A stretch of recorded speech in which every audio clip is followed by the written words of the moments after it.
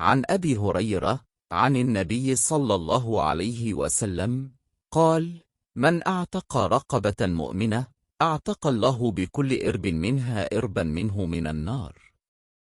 صحيح مسلم الحديث رقم 3795।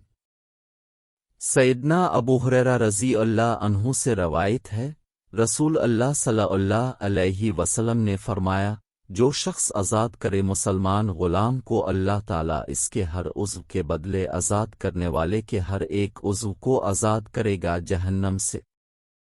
सही मुस्लिम हदीस नंबर 3795।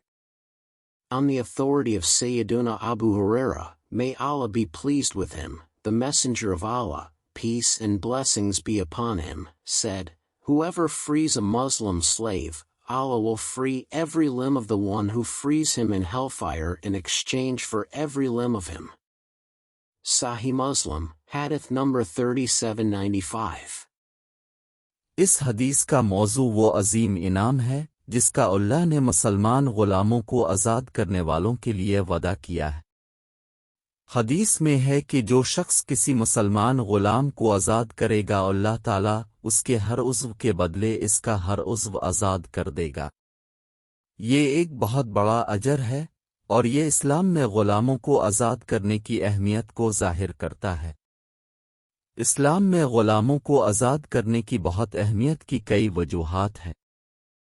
सबसे पहले, ये इन लोगों की मदद करने का एक तरीक़ा है जो कम खुशकिस्मत है।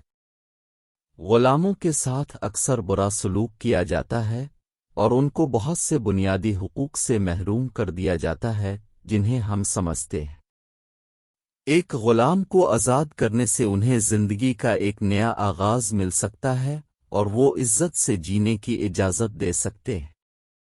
दूसरा, ग़ुलामों को आज़ाद करना गुनाहों का कफ़ारा है। हदीस में है कि जो शख्स किसी मुसलमान ग़ुलाम को आज़ाद करेगा, अल्लाह ताला उसके हर उज़्व के बदले इसका हर उज़्व आज़ाद कर देगा। उसका मतलब यह है कि ग़ुलाम को आज़ाद करने से आखिरत में अज़ाब को कम करने में मदद मिल सकती है। तीसरा, ग़ुलामों को आज़ाद करना अल्लाह को राज़ी करने का तरीक़ा है। अल्लाह ने हमें ग़ुलामों को आज़ाद करने का हुक्म दिया है और ऐसा करने वालों के लिए इसने बड़े इनामात का वादा किया है। ग़ुलामों को आज़ाद करके हम न सिर्फ दूसरों की मदद कर रहे हैं बल्कि अल्लाह को भी राज़ी कर रहे हैं।